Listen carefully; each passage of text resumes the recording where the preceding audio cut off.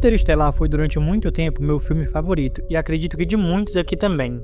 O único filme após esse que de fato mexeu com a minha cabeça foi Duna 2, mas isso é papo para outro dia. Esse vídeo vem com um caminhão de spoilers de Interestelar e só vai fazer sentido se você já tiver visto o filme. Com uma fortíssima inspiração em 2001, Um Odisseia no Espaço, e com uma audaciosa pretensão científica, já que os aspectos da física do filme foi feito com o auxílio do Kip Thorne, físico teórico, especialista em ondas gravitacionais e colaborador do próprio Stephen Hawking, ele ainda assim segue carregado de muitos simbolismos teológicos, filosóficos e religiosos. Então, é evidente que temas como o avanço científico, a inteligência artificial, a ecologia, o progresso humano, a exploração espacial e o tempo de uma maneira geral podem ser trabalhados nas diferentes camadas do filme. Porém, o que eu quero trabalhar hoje é a camada da presença do cristianismo em Interestelar. O diretor Christopher Nolan, embora muito reservado com as questões da sua vida pessoal e fé, já declarou que foi educado de maneira católica. A influência do cristianismo nos meus filmes é majoritariamente cultural. Em termos da minha educação, fui criado como católico. Isso nos traz um forte indício de como a cultura cristã influenciou a forma como o diretor enxerga a realidade e como ele mostra isso nos seus filmes. Existem alguns símbolos como as missões Lazarus, onde 12 exploradores solitários foram enviados a diferentes planetas em busca de um lar para a humanidade agonizante. Do mesmo modo, Cristo envia seus 12 apóstolos para espalhar a mensagem do reino de Deus, confiando-lhes a missão de evangelizar e transformar o mundo. O tempo vai passar diferente para nós? Vai. Quando eu voltar, nós podemos até ter a mesma idade. Minha filha só tinha 10 anos. Quantos anos passaram? Foram 23 anos, 4 meses e 8 dias. Mas hoje é meu aniversário. Você me disse que quando você voltasse poderíamos ter a mesma idade. E hoje eu tenho a sua idade quando saio daqui.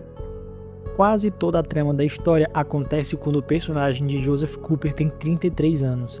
As iniciais JC, as mesmas de Jesus Cristo, que também realiza o sacrifício redentor da humanidade aos 33. Em A Paixão de Cristo, Mel Gibson falou que foi pego de surpresa ao se dar conta que o ator que interpretaria o Cristo, Jim Caviezel, possuía as iniciais J e C igual Jesus Cristo, em 2004, quando o ator tinha 33 anos. Ao final, quando Cooper segue atrás da Dra. Brand, o filme faz uma clara alusão a um novo Adão e uma nova Eva, aqueles que, em um novo começo, darão origem a um novo mundo. Assim como Adão e Eva são progenitores da humanidade na Terra, Cooper e Brand se tornam os pais de uma nova civilização em um novo planeta. E, tendo dito isso, clamou com grande voz: Lázaro, sai para fora. E o que estava morto saiu, tendo as mãos e os pés ligados com faixas, e o seu rosto envolto num lençol. Disse-lhe Jesus: desligai-o e deixe-o ir. É inegável a semelhança da ressurreição do Dr. Man com Lázaro, descrito no Evangelho.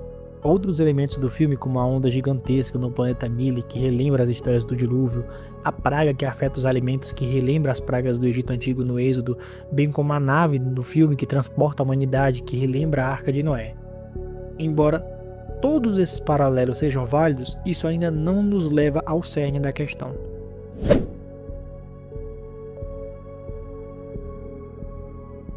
É como se tivéssemos esquecido quem somos, Donald. Exploradores, pioneiros, não trabalhadores braçais. Costumávamos olhar para o céu e imaginar nosso lugar nas estrelas. Agora só olhamos para baixo e nos preocupamos com nosso lugar na poeira. Interestelar é sobre reagir, é sobre lutar contra a desordem, a degradação e a queda, uma batalha contra o fim inevitável em uma realidade secularizada e materialista. Uma das mensagens implícitas nesse sentido aparece logo no início do filme, quando se diz que a humanidade precisa de fazendeiros, não de engenheiros. Mas no momento, não precisamos de mais engenheiros. O mundo precisa de fazendeiros, bons fazendeiros.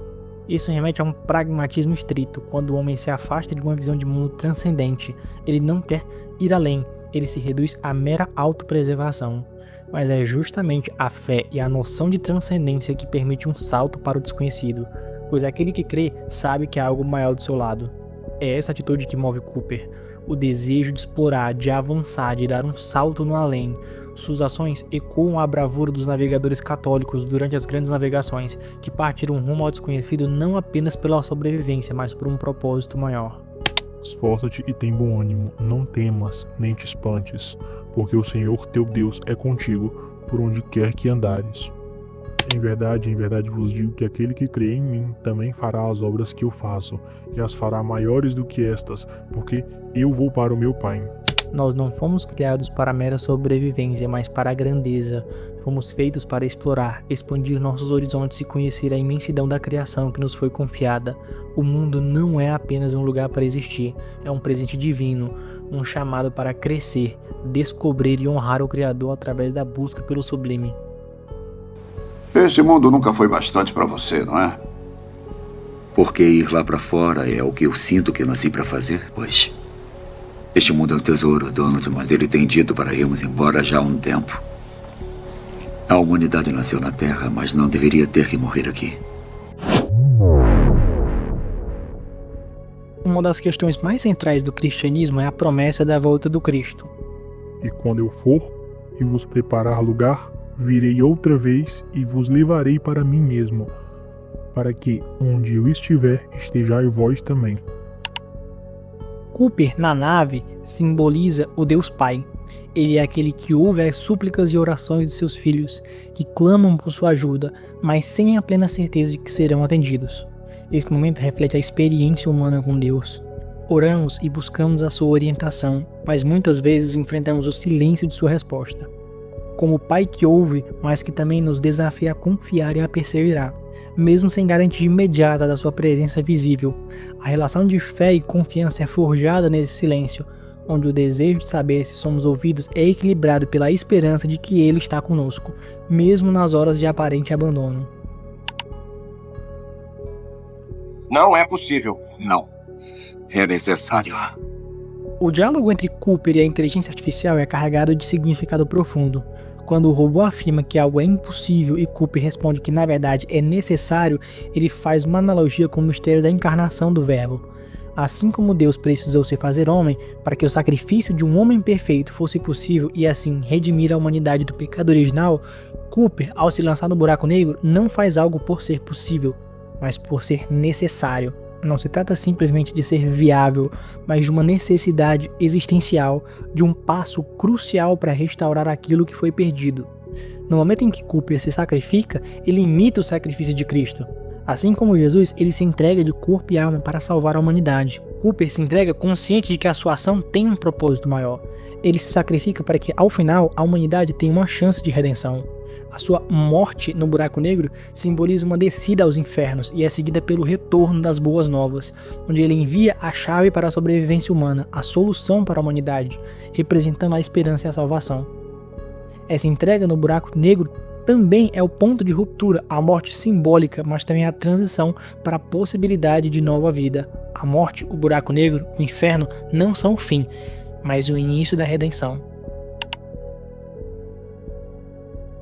Ao entrar no hipercubo, Cooper assume uma função que pode ser vista como a de Espírito Santo, atuando como um intermediário entre o passado e o futuro, entre o sofrimento da humanidade e a esperança da salvação. Dentro do hipercubo, ele não está apenas manipulando o tempo e o espaço, mas também intercedendo, atuando em nome da humanidade para garantir que a mensagem crucial de sobrevivência chegue ao futuro. Essa intervenção é essencialmente uma ação de graça, onde ele transcende os limites humanos para garantir que a história tenha um desfecho redentor.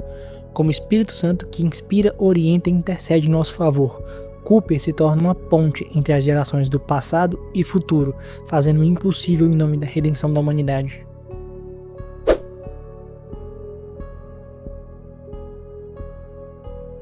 A relação de Murphy com seu pai interestelar realmente reflete de maneira profunda a nossa própria jornada com Deus.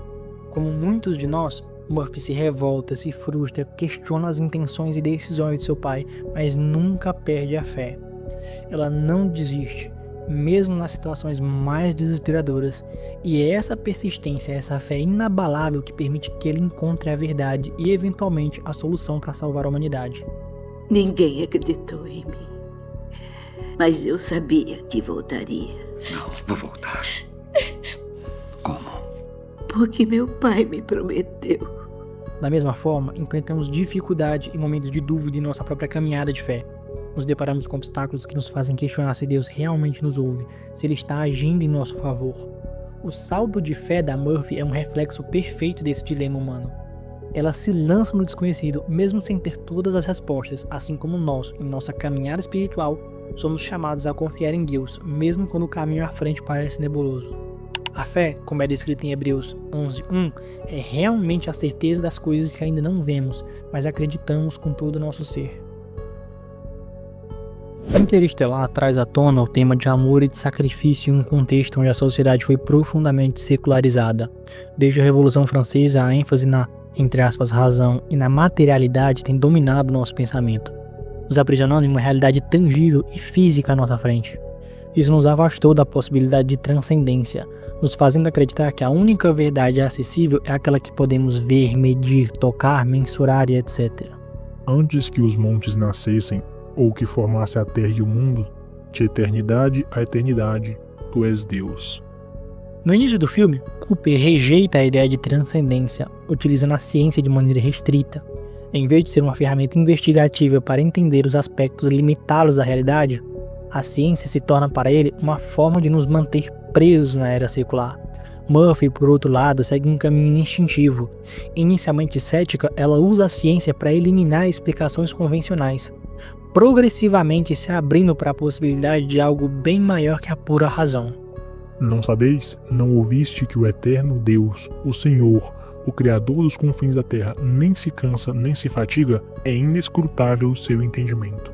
As descrições de Deus são sempre algo como inefável, além da compreensão humana e por aí vai. Assim como no enredo, estamos aprisionados entre 3 dimensões de espaço e uma de tempo, mas para Deus, que criou o próprio tempo, a percepção é fundamentalmente diferente. Ele está além da dimensão temporal, que nos limita e nos faz sofrer. Isso implica em uma condição especial para nossa relação com Ele. Para entender Deus, precisamos aceitar que Ele está além das fronteiras das nossas limitações científicas e racionais. Mas, amados, não ignoreis uma coisa, que um dia para o Senhor é como 1000 anos, e 1000 anos como um dia. Deus, por definição, é aquilo que é. Para realmente compreendê-lo, precisamos nos abrir para uma ideia de que a nossa visão de mundo materialista e secular não é a única maneira de perceber a realidade. Ele existe além de todas as nossas construções e conceitos. E só ao transcender nossas próprias limitações é que podemos começar a vislumbrar o que ele verdadeiramente é. Eu sou o Alfa e o Ômega, o princípio e o fim, diz o Senhor, que é, e que era, e que há de vir, o Todo-Poderoso. Havendo, pois, o Senhor Deus formado da terra todo o animal do campo e todas as aves do céu, os trouxe a Adão, para este ver como lhes chamaria. E tudo que Adão chamou a toda a alma vivente, isso foi seu nome. E Adão pôs os nomes a todo gado e às aves do céu e a todo animal do campo. Essa passagem mostra o momento em que Deus delega ao ser humano uma responsabilidade criativa e intelectual, um convite para explorar, compreender e organizar a natureza. Nomear algo na cultura hebraica vai além de simplesmente atribuir palavras. Dar um nome estava ligado a entender a essência ou propósito da coisa. Deus incentivando Adão a estudar os animais, suas características, comportamentos e diferenças, seria o início da ciência e da investigação da natureza. Existe uma colaboração entre o Criador e a criatura. Essa liberdade dada ao homem reflete a ideia de que Deus confiou à humanidade a capacidade de descobrir e administrar a ordem da criação, o papel especial da inteligência humana. O interesse de Deus pela capacidade humana de entender a natureza tem um propósito maior, o reconhecimento dos milagres. Deus deseja que compreendamos como a natureza funciona, pois é a partir desse entendimento que podemos perceber a sua intervenção no mundo. Para um cristão, a visão de Deus como Criador do universo implica que Ele, em sua infinita sabedoria, preparou o cosmos com as suas regras físicas e matemáticas precisas e equilibradas. A gravidade, por exemplo, é um princípio natural que Deus estabeleceu para garantir a harmonia de todo o universo. Ele não precisa intervir diretamente a cada momento. As leis que Ele criou fazem com que o mundo opere de maneira previsível e ordenada. No entanto, quando alguma coisa ocorre fora dessa ordem natural, sem explicação racional ou científica, é aí que se manifesta o milagre. É nesse momento de desvio da normalidade que vemos a assinatura divina, algo que desafia a lógica e a física, apontando para a própria presença divina. Deus precisou que saibamos, por exemplo, que a reprodução humana ocorre por meio do ato sexual, para que possamos entender o milagre do nascimento virginal de Jesus. Isso vai além das explicações científicas e se posiciona como um evento que não se encaixa na ordem natural das coisas. É um sinal de algo que transcende as limitações do mundo físico e está em ação o poder divino. Quando isso acontece, Deus está nos dizendo: eu estou aqui, este sou eu. Esse conceito de milagre pode ser ampliado ao observarmos fenômenos naturais que desafiam nossas próprias expectativas, como desastres naturais que deixam imagens intactas ou estruturas preservadas de maneira incomum. Esses milagres, embora pareçam desastrosos ou caóticos à primeira vista, carregam uma mensagem clara. A realidade foi alterada de uma forma que desafia a ordem natural, funcionando como um lembrete direto da presença e do poder de Deus, convidando-nos a reconhecer a sua mão na criação. Murphy, ao longo do filme, utiliza a ciência de forma instintiva e, ao mesmo tempo, correta. Ela busca transcendê-la, aproximando-se de algo mais profundo, ao invés de aprisioná-la em um cubículo secular de explicações cientificistas. Enquanto isso, Cooper, em algumas partes da história, se vê fechado nessa ideia, como quando acredita que o amor só tem a utilidade social. Tem que significar alguma coisa. O amor tem um significado, sim: utilidade social, integração social, geração de filhos. Nós amamos pessoas que morreram. Qual a utilidade social disso? É nesse momento que Cooper começa a questionar sua forma limitada de ver o mundo. A essência de Deus é o amor. Em seu ato de criação, Deus dá início à humanidade, dotada de livre-arbítrio, que por sua vez escolhe pecar. Deus, por amar os seus filhos, encarna para pagar o preço da justiça, enquanto o Espírito Santo guia a humanidade. Esse amor transcendente só faz sentido dentro de uma sociedade cristã, pois em um contexto secular ele se torna ilógico e até incompreensível. Cooper reflete essa visão no início do filme, mas à medida que vivencia experiências que desafiam as suas crenças, ele se abre para algo mais transcendente, ampliando a sua visão. O peso da cruz metafórica vai se acumulando nas costas de Cooper até que ele atinge um ponto de ruptura, um ponto sem retorno, onde ele começa a vislumbrar algo maior que ele mesmo. Esse processo de transformação simboliza a jornada espiritual, onde a busca por um sentido além da matéria e da sobrevivência revela uma verdade mais profunda sobre o propósito da vida e o significado de sacrifício. Nesse sentido, o Dr. Mann representa o homem secular da nossa era. Ele é mentiroso, utilitarista e coloca os instintos de sobrevivência acima de tudo, mesmo que para isso ele precise enganar ou mentir. Para ele, o engano não tem peso moral, pois ele acredita que somos apenas resultado de respostas biológicas. Em contraste, Cooper, ao contrário de Dr. Mann, vai contra o seu próprio instinto de sobrevivência e se sacrifica para salvar a humanidade. A partir dessa experiência, ele começa a entender como o amor transcende o espaço e o tempo. Porque Deus amou o mundo de tal maneira que deu seu Filho unigênito, para que todo aquele que nele crê não pereça, mas tenha a vida eterna.